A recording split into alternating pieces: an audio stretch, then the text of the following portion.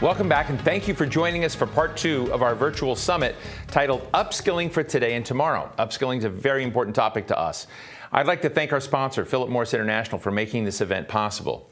Companies need skilled workers and workers need high-paying jobs. How can we build partnerships that benefit all parties? And what does a successful education to a career pipeline look like? The second half of our program is going to attempt to answer these questions. But our usual reminder, before we get underway, a few housekeeping notes. You can tweet us at @TheHillEvents using the hashtag #TheHillUpskilling. It's a lot of letters. I'm sorry, folks. We're broadcasting live, and we'll take your questions throughout the program. And if you experience any trouble with the live stream, just push refresh, and it will all be good, I'm told. My first guest of the hour is Dr. Harry L. Williams, who serves as president and CEO of the Thurgood Marshall College Fund, the nation's largest organization exclusively representing the black college community. Dr. Williams' work is focused on talent development, and that's very appropriate to today's topic, and he's forged new partnerships with leading Fortune 500 corporations. Dr. Williams, it's a real pleasure to have you on today. I want to ask you a question before we get into upskilling and the talent pipeline and all that, and just say, you work so hard to broaden, those opportunities for students in the black community in historic black colleges. At the same time, we've been talking about, is the four-year college degree becoming obsolete? Do we need other kinds of credentialing? And do we need to create a more inclusive way so that in the workforce, that four-year college degree doesn't become a barrier to entry to those who have not had the resources? I'd love to hear how you look at those equities and how we get it right so that we're not shorting yet again members of the community you're trying to serve, that at the moment that we begun moving to a different credentialing system, we've sort of stacked. Does that make sense? Absolutely. First of all, Steve, thank you for this opportunity to be on your program today. And I'm delighted to be able to talk to you about the Thurgood Marshall College Fund and what we do in terms of supporting our more than 300,000 students who attend our historically black colleges and universities in this country, and predominantly black institutions. And upskilling is very, very, very important for us in preparing our students and making sure that they are ready for those high-paying jobs. But we also recognize that there is a large part of our population where they're not going to college. They're not ready to go to college yet, and there are opportunities out there. And we could talk about that too, because we have a program here focusing exactly on that and identifying those skills and those talents that students have and getting them ready for those jobs. That's the key here, getting them corporate ready for these opportunities.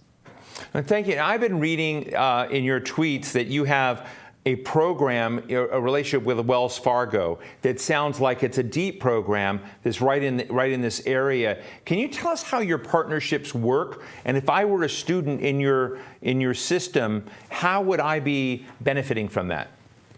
So, okay, great question. And Wells is an outstanding partner, and we do a lot of seminars and a lot of webinars with our partner at Wells and preparing students for conferences. For example, we are getting ready to host our annual leadership conference here in Washington, D.C. It's going to be virtual this year, and Wells Fargo is a major sponsor there. And that conference is where we identified more than 400 of our students in preparing them for opportunities to interview for jobs, to interview for internships and things of that nature. And in preparing them, we use our partners there at Wells and specifically the people who are there on the ground and getting ready for these opportunities. But let me give you another real live example of how we get our students ready for these opportunities. For example, this past weekend, we just hosted our pitch competition where we identified 10 of our schools and we worked with one of our corporate partners, Ally Bank, which is a major bank in Charlotte. And Ally supported our students, and we brought in 10 teams, 5 students on each team from 10 institutions to solve a major problem. And what we know, that companies like people who are going to get down and dirty and solve issues that's going to make a difference in their company. So what we have done, we have prepared these students with this opportunity and getting them ready for that and get into a competition and compete. And at the end of the process, The teams that win, they get scholarships, they get internships, and they get to know how the real world experience and getting them prepared for that. And we just completed that event this past weekend, and we have other events like that throughout the year. We have about 15 different pitch competitions with a wide variety of corporations. And the key here is allowing the corporations to see the talent that we have on our campuses and allowing the students to get a sense of what corporate is looking for in students that eventually will end up in some of those top jobs. Well, let me just invite myself to one of those in the future. If you ever do one like in the D.C. area at a historically black college university, I would love to go and see that. I would think it'd be fascinating. Let me ask you a kind of question. I don't know if I'm going to get it out right. Look, over this last 18 months, and we've been having programs and discussions about inequality in America, about racism after the George Floyd murder, about how COVID hit communities in uneven ways. And I'm so impressed with what you're doing, and I've been so impressed with companies like, I interviewed Tim Ryan, the North American CEO of PwC, PricewaterhouseCoopers, recently about their commitment to hiring. I see a lot of companies basically opening doors and say, we're going to go hire 10,000 or 25,000 members of the black and brown community can bring into our company. But I know racism is not over by any means, and I'm just interested in what you see about that dial today. How much of a barrier, how much bigotry do your students still have to deal with? What do you counsel them on? And what are the strategies you see for getting over bigotry in American society?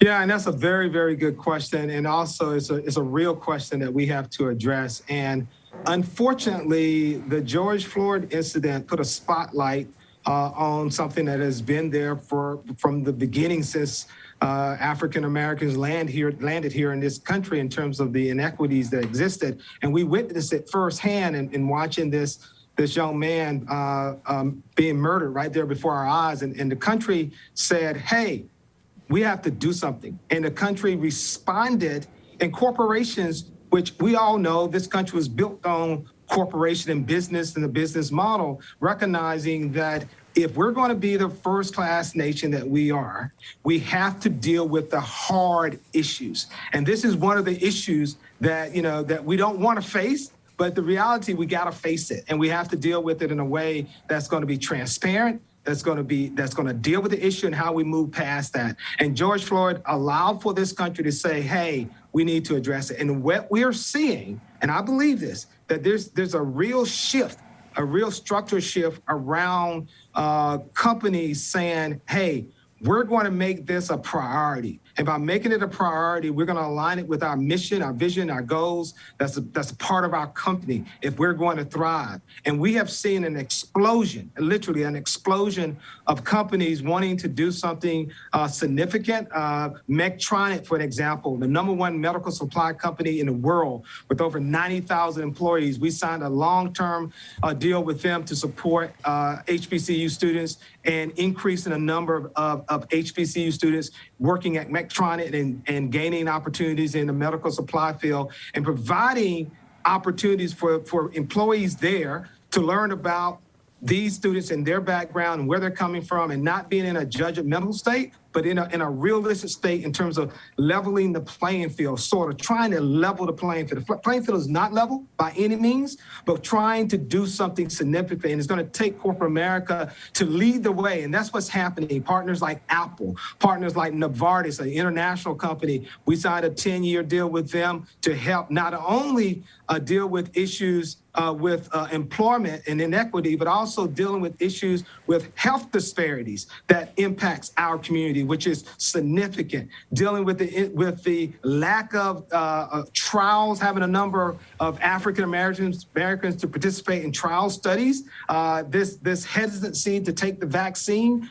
Those are things that are systemic to our country, and we have to address it. And we are now in the midst of doing something like that significantly. And I'm excited about it.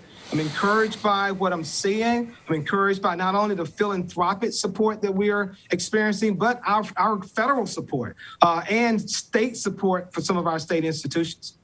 I mean, it really does sound to me that you have developed amazing scale and amazing program in what you're doing, and I find it very exciting to hear about it. Let me ask you something just to get your insights of something you're not responsible for, but we're both watching it happen. I just sort of feel like there's been a head fake in American society where COVID, people going online, buying online, doing this, resulted in a huge need for, I would call them low-skilled, low-paid, but higher-paid during COVID jobs in transportation, in trucking, in delivery, in arena. And this is actually an arena where, proportionally the black and brown community is hired more. So it's lower and low skilled.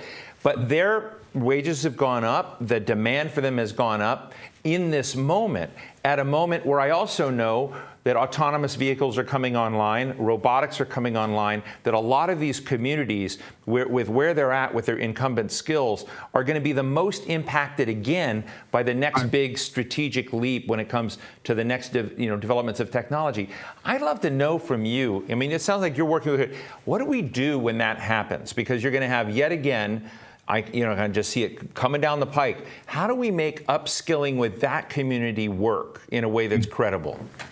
I tell you, one of the things that we are looking at that, and we're actually addressing it very strategically. If you go to our website, we just announced the National Black Talent Bank, and that is a program that we're developing that will address exactly what you just outlined here, where we are working with corporate partners that are not necessarily looking for those who have a 4-year degree, but they're looking for those skilled workers who come in with talent and development and get them on the career path or a leadership track, but making sure they have the tools that's necessary that will get them there. So what we are planning with our National Black Talent Bank in identifying those corporations throughout America and in certain communities, in certain major pockets where there are big, large opportunities, large companies, and providing these individuals a alternative pathway. For an example, when you're a senior in high school and you're trying to figure out what would be my next step, we have built this thing in our country where college 4-year degree indicates success. Well, you don't necessarily have to have a 4-year degree to be successful. There are a lot of people without degrees who are extremely successful and taking care of their families and doing really, really well. But they have to get on the right pathway in order for that to happen. So making sure that they have variety of pathways to get them where they need to be. For example, in our community, there's been this thing. If you don't go to college, you go to the military. That's exactly the other pathway, or you get a job. But now what we want people to know, that say, hey, if you want to go to the military, fine, but there's another pathway here because we have a partnership with a corporation or a company that's looking for specific skilled workers to do a specific task. And we're going to get you ready for that. So part of our training and preparation and identifying those, and we have this bank that will allow companies to come in and say, hey, we're looking for diversity. We're looking to diversify our community in a way that provide talent. And TMCF will have those students in that bank that will allow, and we've been able to vet them, provide them with the tools that we use in preparing students for corporate jobs and opportunities. And that's one of the things I think, Steve, that is a game changer in all of this, because you're right. We have to have alternative pathways to get people for those major jobs that are out there that may not necessarily require a 4-year degree. Well, listen, this is great. Where are you based now? We're based right here in Washington, D.C. We need to get together. I want to continue this conversation, see you in person one of these days. Dr. Harry Williams, President and CEO of the Thurgood Marshall College Fund. Thanks so much for joining us today. This was terrific. Thank you. Thank you.